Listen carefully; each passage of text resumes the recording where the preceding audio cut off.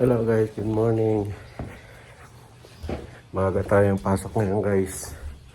Kumpleto ano ko guys oh. Ay sobrang lamig talaga. Hindi ko na kaya yung lamig. Pero wala pa rin. No choice. Trabaho pa rin tayo.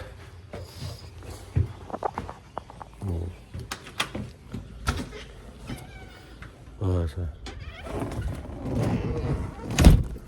kakalinis ko lang kahapon guys.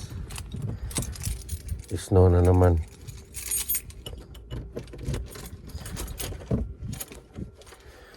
Lamig talaga.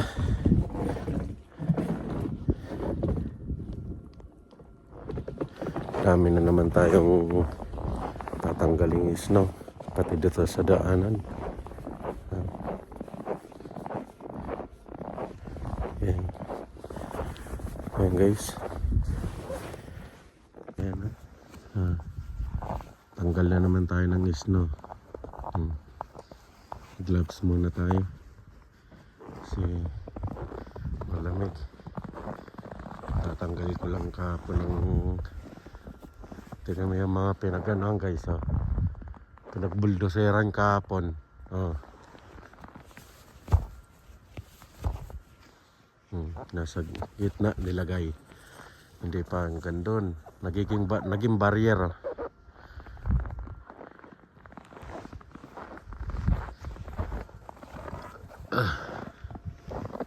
Painitin muna natin yung sakyan guys. Tanggalin muna natin itong ibabaw kasi nalaglag yung snow.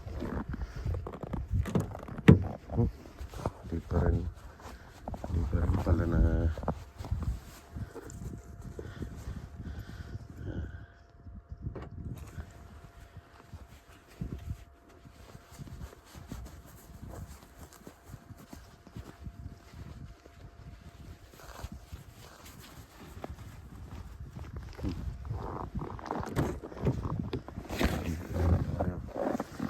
ay pati yung baba puro snow na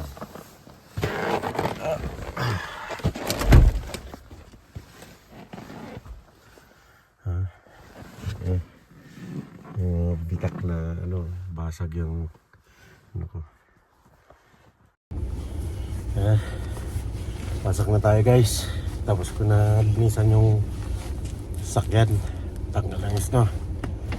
Tara.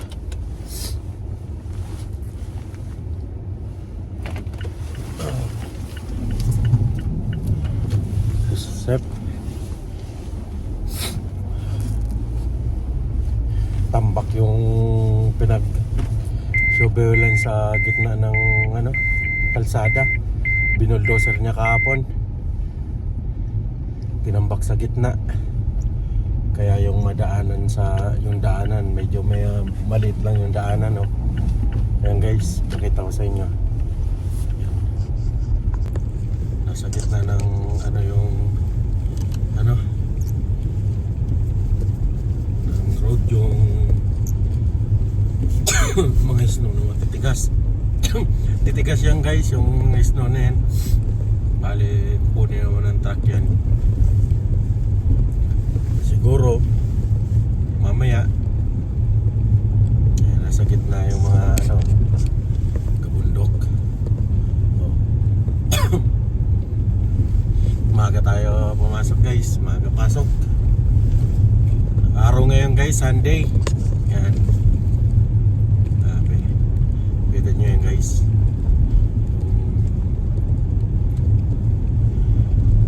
Pero panatag na ako guys kasi yung kalsada dati di ba paku-paku talaga to dahil sa mga yelong nagtigas. Pantay na ngayon, patag na. Nag-snow na naman kagabi pero di naman gaano karamihan yung snow kagabi. Dito kinuha na yung ano dito yung kalahati kinuha na oh. Nagsimula na sila kagabi siguro. Yan.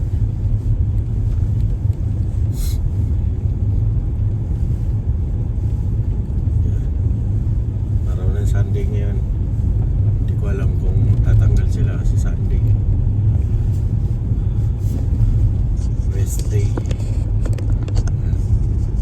Ay, ba't dito pala ako dumaan? Hirap pala akong pupuntahan.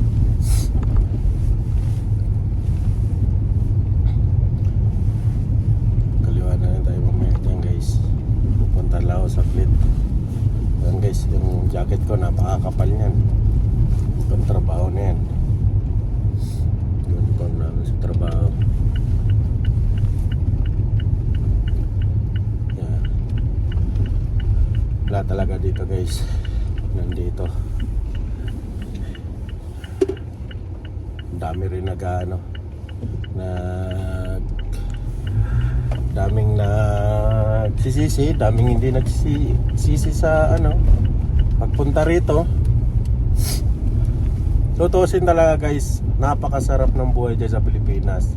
Kaso hirap naman ng trabaho dyan sa Pilipinas guys. Katulad dito, kahit ilang taong ka na, wala requirements dito guys. Pag ang trabaho mo sa medical yan, medical lang hanapin sa'yo. Pero yung mga requirements na pinag-aanap dyan gaya dyan sa atin na barangay clearance, police clearance, NBI, wala yan dito guys. Dito minsan nag-aanap lang sila, police clearance, yun lang. Pero mga wala.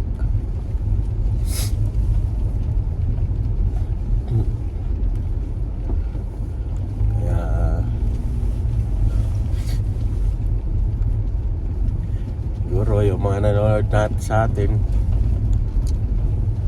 alam nyo na guys kung ano sitwasyon dito.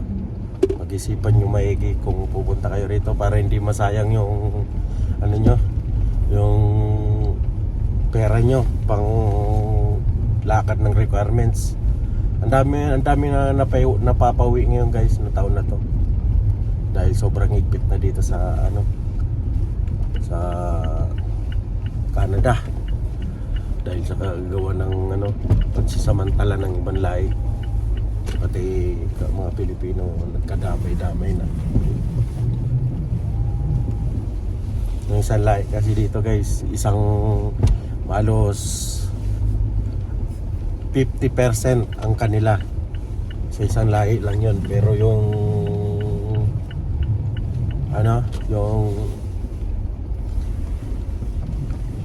yung 50% iba-ibang lahi naman yun. Pero napakarami yung Doon lang ako guys ng pambayad sa sasakyan. Ayan, bayaran na naman kasi ng sasakyan ngayon guys. Wala pang katapusan. Bayad tayo.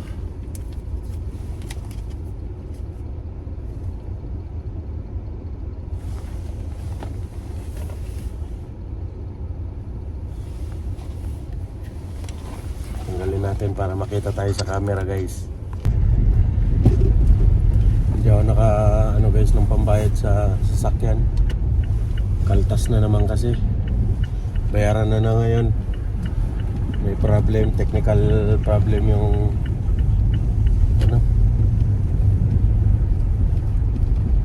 card.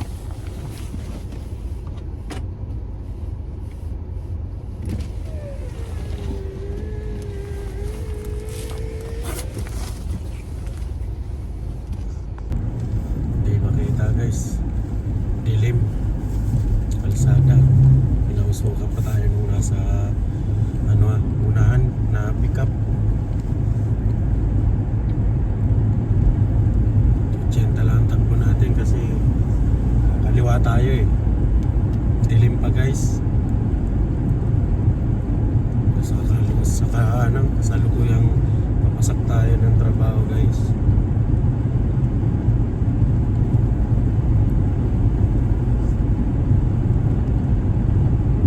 Kakaliwa tayo dyan.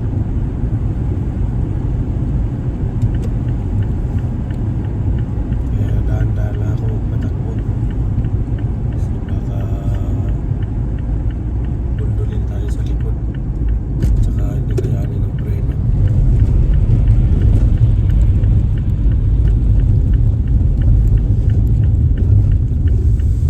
Dilim pa kasi. Alas 8 AM na tayo guys. Padaanin muna natin yung mga sasakyan para safe tayo tumawid. Ang bibilis pa naman yan. Nasa highway tayo. Ayan.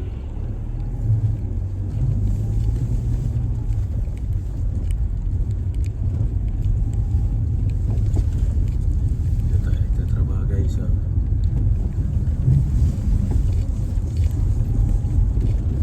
Maaga ako guys. Pero tambay muna tayo dito sa parking lot. May na tayo pumasok ng mga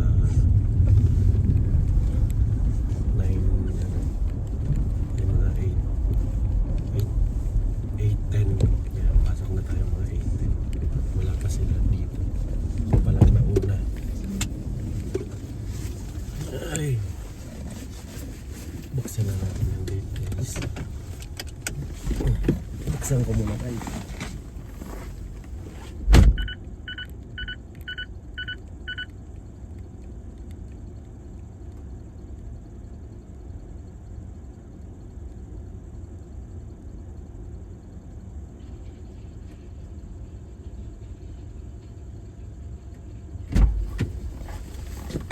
Guys, buksan ko na yung gate.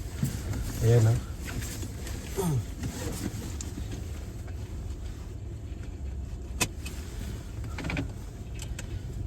Let's go. Diyan yung pinaka namin ha. Supervisor ha. Diyan na yung pinaka nandito na si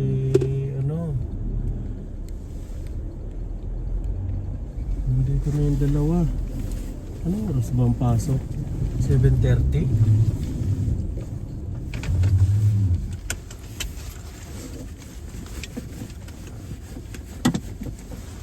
Maaga pa lang yun guys. Boss, ano naman sabi niya sa winter? Wala, patay tayo dito. Huwag na kayo pumunta dito. Puta. Mahirapan kayo. Unang-unang mahirapan kayo sa pamasahe. Tapos gustong umuwi, hirap pa rin sa pamasahe. Sunod, pagdating nyo dito, hirapan pa rin kayo kasi mag-shovel kayo. Okay guys, pauwi na kami.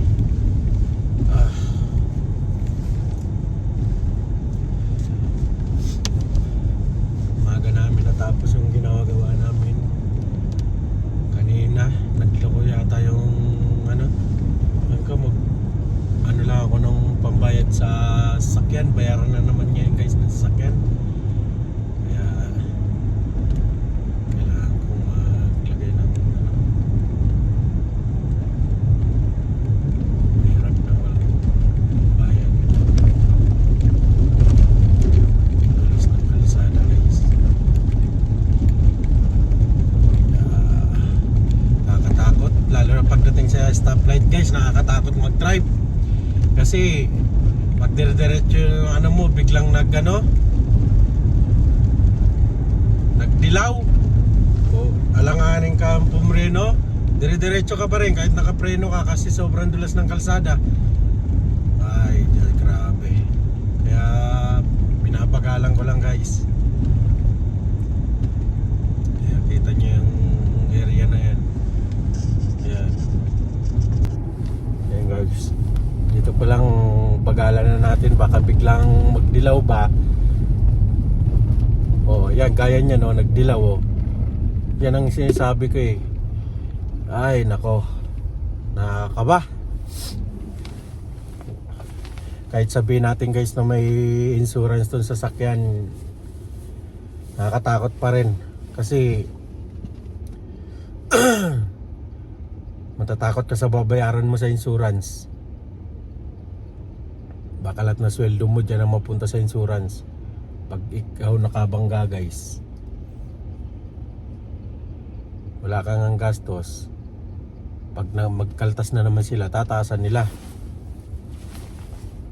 Binabayaran ko insurance dito guys, buwan-buwan nasa